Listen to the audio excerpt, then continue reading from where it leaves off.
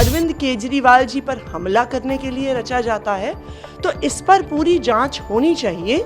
देखिए, अगर दिल्ली पुलिस निष्पक्ष है, अगर दिल्ली पुलिस भारतीय जनता पार्टी का एक राजनीतिक हथियार नहीं है, तो फिर अगले 2 घंटे में दिल्ली पुलिस विभव कुमार जी की शिकायत पर एफआईआर दर्ज करेगी।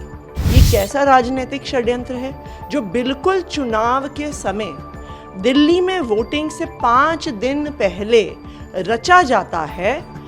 ये केस पिछले कई सालों से चल रहा है, उन पर एफआईआर हुई है, अब ये मामला खत्म होने के करीब आ रहा है। तो इसलिए ऐसा लगता है कि भारतीय जनता पार्टी का ये जो फॉर्मूला है कि अलग अलग नेताओं पे केस करना, उसी फॉर्मूले को स्वाति मालीवाल जी पर इस्तेमाल किया गया होगा।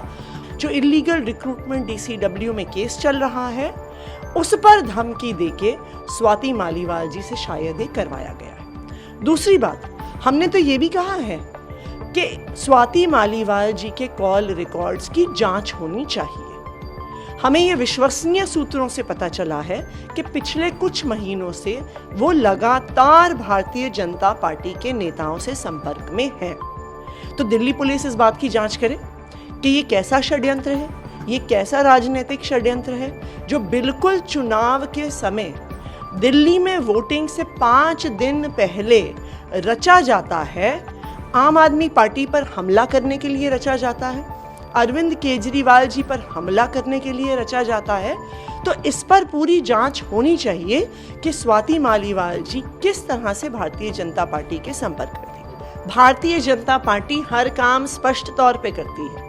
वो ईडी को नेताओं के पीछे स्पष्ट तौर पर लगाती है, वो सीबीआई को विपक्ष के नेताओं के पीछे लगाती है, वो इनकम टैक्स डिपार्टमेंट को विपक्ष के नेताओं को पीछे लगाती है, वो एसीबी को विपक्ष के नेताओं के पीछे लगाती है।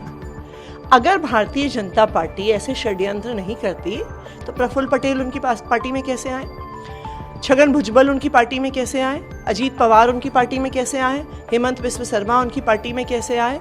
ये तो बिल्कुल साफ साफ उदाहरण है कि किस तरह से ED, CBI, anti corruption bureau, income tax department को, इकोनॉमिक ऑफेंसेस विंग को इस्तेमाल किया गया विपक्ष के पार्टी के नेताओं पर स्क्रू टाइट करने के लिए, उनको ब्लैकमेल करने के लिए और भारतीय जनता पार्टी में लाने के लिए। उसी तरह से स्वाति मालीवाल जी वाले मामले में भी बिल्कुल यही फॉर्मूला अपनाया गया है।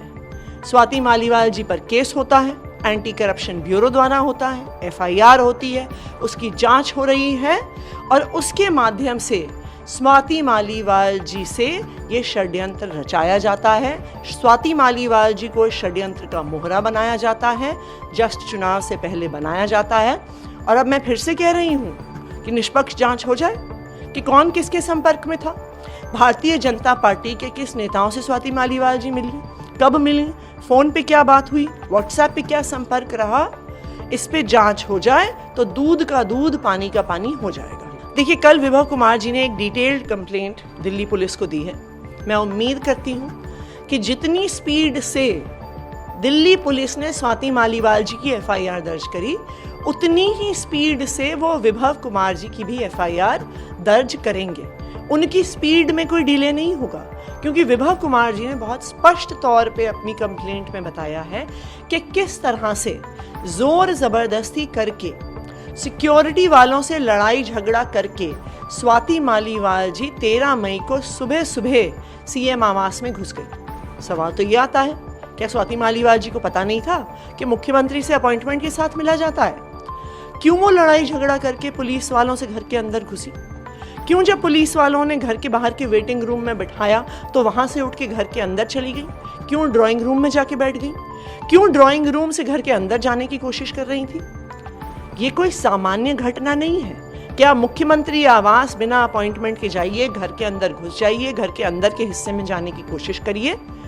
और ये साफ साफ दिखाता है कि ये साजिश विभव कुमार के खिलाफ नहीं है, ये साजिश अरविंद केजरीवाल जी के खिलाफ रची गई थी। अरविंद केजरीवाल जी स्वाति मालीवाल जी से मिले नहीं, इसलिए वो आरोपों से बच गए। वरना हो सकता था कि अगर 13 मई की सुबह को वो स्वाति मालीवाल जी को मिल लेते तो आज जो आरोप विभव कुमार पे लग रहे हैं, हो सकता है वो अरविंद केजरीवाल पे लगे होते। देखिए, अगर दिल्ली पुलिस निष्पक्ष है, अगर दिल्ली पुलिस भारतीय जनता पार्टी का एक राजनीतिक हथियार नहीं है, तो फिर अगले 2 घंटे में दिल्ली पुलिस विभा कुमार जी की शिकायत पर एफआईआर दर्ज करेगी, ट्रेसपासिंग का एफआईआर दर्ज करेगी, धमकाने का एफआईआर दर्ज करेगी, सिक्योरिटी ब्रीच का एफआईआर दर्ज करेगी, असॉल्ट का एफआईआर दर्ज करेगी। तो दिल्ली पुलिस निष्पक्ष है कि नहीं है, वो इस बात से पता चलेगा कि विभा कुमार जी की कंप्लेंट का होता क्या है।